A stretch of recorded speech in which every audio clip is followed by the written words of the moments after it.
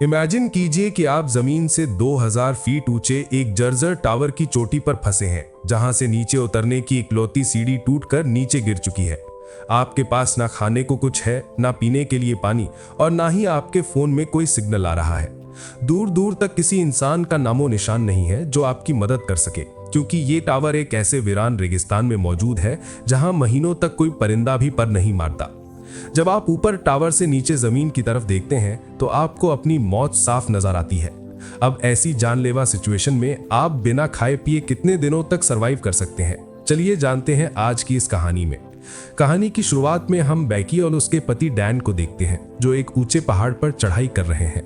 इन दोनों को बचपन से ही माउंटेन क्लाइंबिंग का बहुत शौक रहा है। यहाँ ये दोनों अकेले नहीं हैं, बल्कि इनकी एक पक्की दोस्त हंटर भी इनके साथ मौजूद है। ये तीनों आपस में हंसी मजाक करते हुए पहाड़ का आधा हिस्सा आसानी से पार कर लेते हैं। लेकिन जैसे ही डैन ऊपर चढ़ने के लिए अपना हाथ एक गड्ढे में डालता है, अचानक उस गड्ढे में से एक जंगली परिंदा बाहर निकलता है, जिससे डैन का बैलेंस पूरी तरह बिगड़ जाता है और वो सिर्फ रस्सी के सहारे पहाड़ के बीचों बीच लटक जाता है।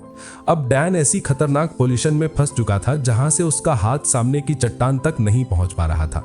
ये देखकर उसकी वाइफ बेकी बुरी तरह घबरा जाती है और उसकी मदद करने के लिए आगे बढ़ती है। लेकिन इससे पहले कि बेकी डैन तक पहुंच पाती, अचानक डैन की सेफ्टी रस्सी की क्लिप खुल जाती है और डैन इन दोनों की आंखों के सामने सैकड़ों फीट ऊंचे पहाड़ से नीचे गिरकर अपनी जान गंवा बैठता है। अपने पति की इस दर्दनाक मौत से बेकी को बहुत गहरा सदमा लगता है। इसके बाद हमें 1 साल बाद का सीन दिखाया जाता है। 1 साल बीत जाने के बावजूद बेकी अपने पति के गम से बाहर नहीं आ पाई है और अब वो पूरी तरह से बदल चुकी है। उसने अपने दोस्तों से मिलना जुलना बंद कर दिया है, माउंटेन क्लाइंबिंग छोड़ दी है और अपने पति की यादों को भुलाने के लिए हर वक्त शराब में डूबी रहती है। एक दिन जब बेकी बार से शराब के नशे में बाहर निकलती है तो उसका पिता उसे इस हालत में देखकर बहुत दुखी होता है। वो अपनी बेटी को समझाने की कोशिश करता है कि उसे डैन को भूलकर एक नई जिंदगी की शुरुआत करनी चाहिए, क्योंकि वैसे भी डैन उसके लिए सही लड़का नहीं था। ये सुनकर बेकी काफी गुस्सा हो जाती है और वहां से चली जाती है।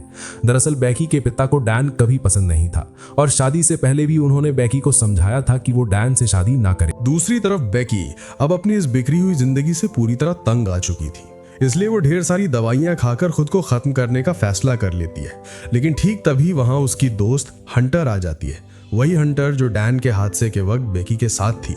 असल में हंटर को बेकी के पिता ने ही भेजा था ताकि वो बेकी को इस डिप्रेशन से बाहर निकाल सके। 1 साल बाद अपनी सबसे अच्छी दोस्त को देखकर बेकी का मूड थोड़ा बेहतर होता है।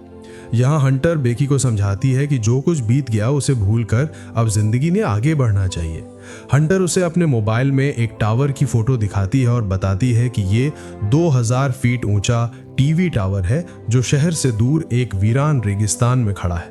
हंटर कल ही इस टावर के टॉप पर चढ़ने वाली है और वो चाहती है कि बेकी भी उसके साथ चले। इससे बेकी का मूड भी बदल जाएगा और वो डैन की अस्थियों को इतनी ऊंचाई से खुली हवा में बहा सकेगी जिससे डैन की आत्मा को शांति मिलेगी।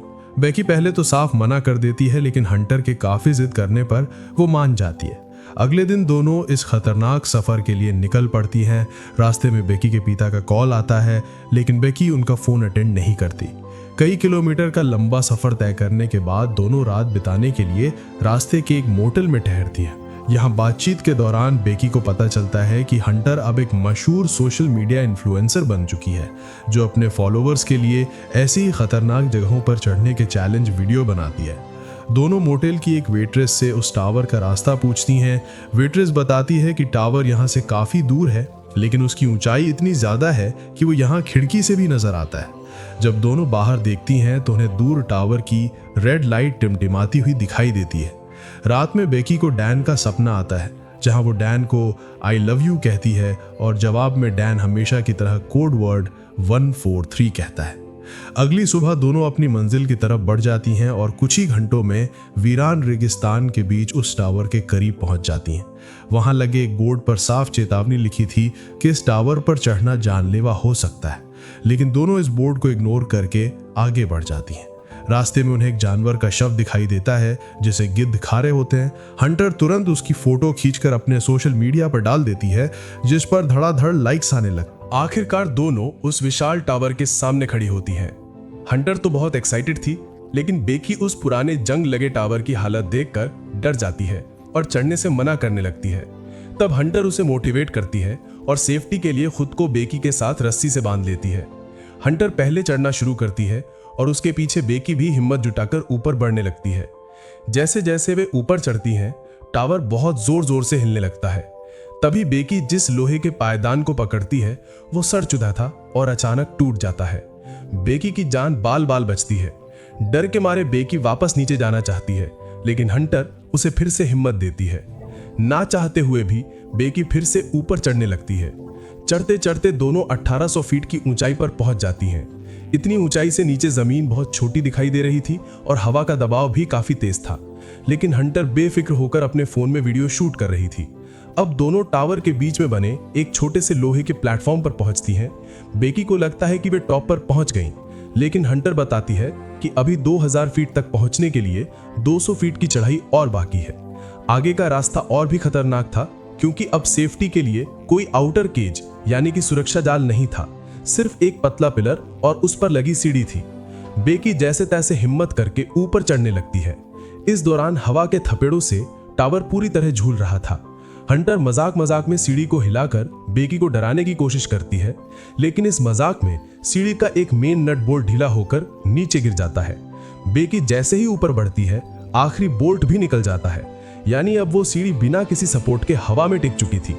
आखिरकार हंटर और बेकी दोनों सही सलामत टावर के बिल्कुल टॉप पर पहुंच जाती हैं। टॉप पर पहुंचकर दोनों बहुत खुश होती हैं और दूर दूर तक फैले रेगिस्तान का नजारा देखने लगती हैं। यहाँ से नीचे खड़ी उनकी गाड़ी एक छोटे से डॉट की तरह दिख रही थी। हंटर तुरंत अपना ड्रोन निकालकर शॉट्स लेने लगती है। हंटर एक हाथ से प्लेटफॉर्म से लटककर स्टंट करती है और बेकी का वीडियो भी इसी तरह शूट करवाती है। स्टंट के बाद बेकी भावुक होकर डैन की अस्थियों को हवा में उड़ा देती है, लेकिन यह ध्यान देने वाली बात यह थी कि बेकी से ज्यादा हंटर रो रही थी। अपना मिशन पूरा करने के बाद दोनों नीचे उतरने की तैयारी करती हैं। दोनों खुद को रस्सी से बांधती हैं और बेकी पहले नीचे उतरना शुरू करती है, लेकिन जैसे ही बेकी का पैर उस सीढ़ी पर पड़ता है जिसके बोल्ट निकल चुके थे, पूरी सीढ़ी अचानक उखड़कर नीचे गिर जाती है। बेकी हवा में लटक जाती है, लेकिन किस्मत से वो हंटर की रस्सी से बंधी थी। हंटर अपनी पूरी ताकत लगाकर बेकी को ऊपर खींच लेती है, लेकिन नीचे जाने का इकलौता रास्ता अब खत्म हो चुका था। नीचे गिरते वक्त बेकी के पैर में गहरी चोट आती है, जिससे खून बहने लगता है। हंटर तुरंत अपने कपड़े से उसका जख्म बांधती है। अब दोनों 2000 फीट ऊपर बिना सीढ़ी के फंस चुकी थी। उनका बैग जिसमें खाना, पानी और ड्रोन था, वो भी गिरकर नीचे सैटेलाइट डिश पर अटक गया था। वे तुरंत अपने फोन निकालती हैं, लेकिन इतनी ऊंचाई पर सिग्नल बिल्कुल गायब थे। हंटर बेकी को दिलासा देती है कि सीढ़ी गिरने की आवाज सुनकर कोई ना कोई मदद के लिए जरूर आएगा, लेकिन इस सुनसान इलाके में कोई नहीं था। टावर पर लगे एक छोटे इमरजेंसी बॉक्स में उन्हें एक दूरबीन और एक फ्लेयर गन मिलती है। घंटों बीत जाते हैं, लेकिन कोई नहीं आता। हंटर को याद आता है कि रेगिस्तान में जब उसने फोटो अपलोड की थी, तब नीचे जमीन पर सिग्नल आ रहे थे, यानी जमीन पर नेटवर्क है। वो अपने फोन में हेल्प मैसेज लिखकर उसे सोशल मीडिया पर शेयर करने के लिए लगा देती है और फोन को 15 फीट लंबी रस्सी से नीचे लटकाती है, लेकिन दूरी कम होने की वजह से मैसेज सेंड नहीं होता। तब हंटर एक नया आइडिया लगाती है। वो अपना एक जूता निकालती है, फोन को उसमें रखकर मोजे से अच्छी तरह कवर करती है ताकि गिरने पर फोन टूटे नहीं, और उसे ऊपर से नीचे जमीन पर फेंक देती है ताकि नीचे पहुंचते ही सिग्नल मिले और मैसेज सेंड हो जाए। फोन नीचे गिरता है, पर वो सेंड हुआ या नहीं ऊपर से देखना नामुमकिन था। तभी दूरबीन से देखने पर हंटर को नीचे एक आदमी दिखाई देता है जो फोन पर बात कर रहा था। दोनों जोर जोर से चिल्लाती हैं, लेकिन आवाज नीचे तक नहीं पहुंचती। बेकी अपना दूसरा जूता नीचे फेंकती है, जो उस आदमी के पास गिरता है। वो आदमी जूता उठाता तो है, पर उसे लगता है कि ये ऐसे ही पड़ा होगा। वो जाने लगता है। बेकी फ्लेयर गन चलाने लगती है, लेकिन हंटर उसे रोकती है कि दिन के उजाले में फ्लेयर की रोशनी नहीं दिखेगी। रात होने का इंतजार करते हैं। दूरबीन से देखने पर पता चलता है कि नीचे 2 लोग अपनी गाड़ी में कैंपिंग करने आए हैं। रात होते ही बेकी फ्लेयर गन चला देते हैं। टावर के ऊपर लाल रोशनी चमकने लगती है और बेकी अपने फोन की टॉर्च हिलाती है। नीचे मौजूद दोनों आदमी ऊपर फंसे हुए रोशनी को देख लेते हैं। लड़कियों को लगता है कि वे बच गईं, लेकिन वे दोनों आदमी मदद करने के बजाय बेकी की गाड़ी का शीशा तोड़ते हैं, उनका सामान और गाड़ी चुराकर वहां से भाग जाते हैं। लड़कियों की आस पूरी तरह टूट जाती है। रात को ठंड बढ़ जाती है और तेज हवाएं चलने लगती हैं। जगह इतनी छोटी थी कि वे सो भी नहीं सकती थी, इसलिए वे खुद को रस्सियों से टावर से बांध लेती हैं ताकि नींद में नीचे ना गिर जाए। इसी बीच बेकी की नजर हंटर के पैर पर बने एक टैटू पर पड़ती है जिस पर 143 लिखा था। बेकी को शक होता है क्योंकि डैन भी हमेशा 143 ही कहा करता था। जब बेकी बार बार पूछती है तो हंटर रोते हुए सच कबूल कर लेती है। हंटर बताती है कि डैन की शादी से पहले उसका और डैन का अफेयर चल रहा था। डैन ने ही उसे प्रपोज किया था, लेकिन बाद में हंटर को अपनी गलती का एहसास हुआ कि वो अपनी सबसे अच्छी दोस्त को धोखा दे रही है। इसीलिए वो डैन की मौत के बाद 1 साल तक बेकी से दूर भाग रही थी। ये सुनकर बेकी का दिल पूरी तरह टूट जाता है। जिस इंसान के गम में वो 1 साल से अपनी जिंदगी बर्बाद कर रही थी, वही उसे धोखा दे रहा था। अगली सुबह दोनों को फंसे हुए 24 घंटे हो चुके थे। भूख और प्यास से दोनों की हालत बिगड़ने लगती है। बेकी कहती है कि अगर हम ऐसे ही बैठे रहे तो भूख प्यास से मर जाएंगे। हंटर फैसला करती है कि वो किसी भी तरह नीचे डिश पर अटके बैग को लेकर आएगी। हंटर रस्सी के सहारे नीचे उतरती है, लेकिन रस्सी छोटी पड़ जाती है। कोई रास्ता न देखकर हंटर सीधा नीचे डिश पर कूद जाती है। वहां पहुंचकर वो सबसे पहले पानी पीती है, फिर अपनी सेल्फी स्टिक की मदद से रस्सी को पकड़ती है, बैग को रस्सी से बांधती है और खुद भी बैग को पकड़कर लटक जाती है। ऊपर से बेकी अपनी पूरी ताकत से रस्सी को खींचने लगती है, लेकिन जैसे ही हंटर ऊपर पहुंचने वाली होती है, उसका हाथ फिसल जाता है और वो नीचे गिर जाती है। बेकी की चीख निकल जाती है, लेकिन जब बेकी नीचे देखती है तो हंटर बैग के साथ लटकी हुई थी। बेकी किसी तरह हंटर और बैग दोनों को ऊपर खींच लेती है। अब उनके पास पानी और ड्रोन था। बेकी एक कागज पर हेल्प मैसेज लिखकर ड्रोन पर चिपका देती है। उनका प्लान था कि ड्रोन को उस मोटेल तक भेजा जाए जहां वे रुकी थी। ड्रोन उड़ता है, लेकिन कुछ ही दूरी पर उसकी बैटरी लो दिखाने लगती है। मजबूरन ड्रोन को वापस बुलाना पड़ता है।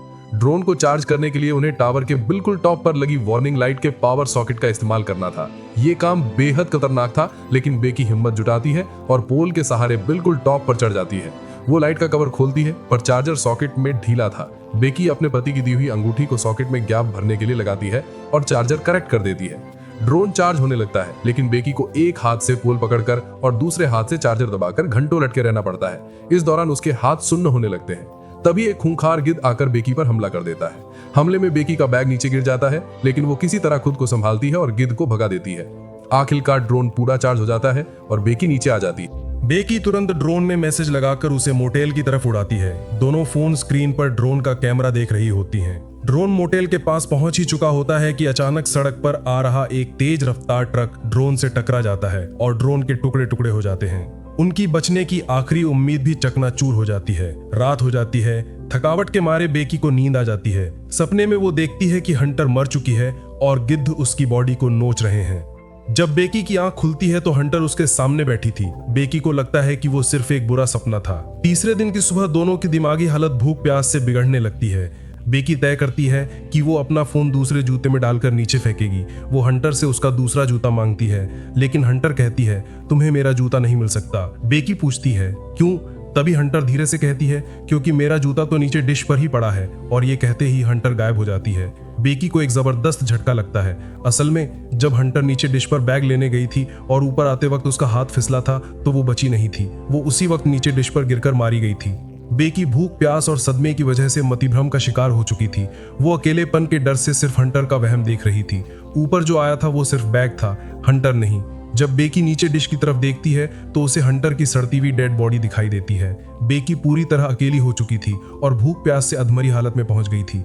रात को बेकी अपने फोन में अपने पिता के लिए एक इमोशनल मैसेज टाइप करती है, जिसमें वो अपनी गलतियों के लिए माफी मांगती है। वो खुद को रस्सी से बांधकर सो जाती है। रात में भयानक तूफान और बिजली कड़कने लगती है, जिससे बेकी खौफ में जागती रहती है। अगली सुबह बेकी बिल्कुल बेजान पड़ी थी।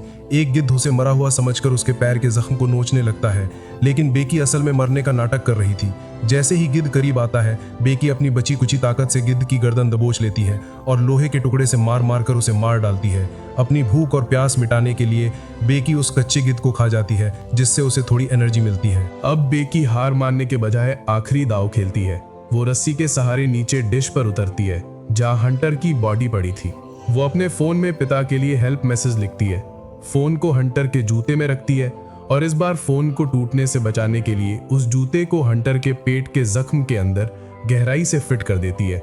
इसके बाद वो हंटर की बॉडी को 2000 फीट नीचे जमीन पर धकेल देती है। हंटर की बॉडी जैसे ही जमीन से टकराती है, फोन में नेटवर्क आता है और SOS मैसेज बेकी के पिता तक पहुंच जाता है। बेकी के पिता तुरंत रेस्क्यू टीम और पुलिस को लेकर लोकेशन पर पहुंचते हैं। जब बेकी के पिता वहां पहुंचते हैं तो पुलिस एक बॉडी को कवर कर रही होती है। उन्हें लगता है कि बेकी मर चुकी है और वे फूट फूट कर रोने लगते हैं, लेकिन तभी पीछे से बेकी दौड़ते हुए आती है और अपने पिता के गले लग जाती है।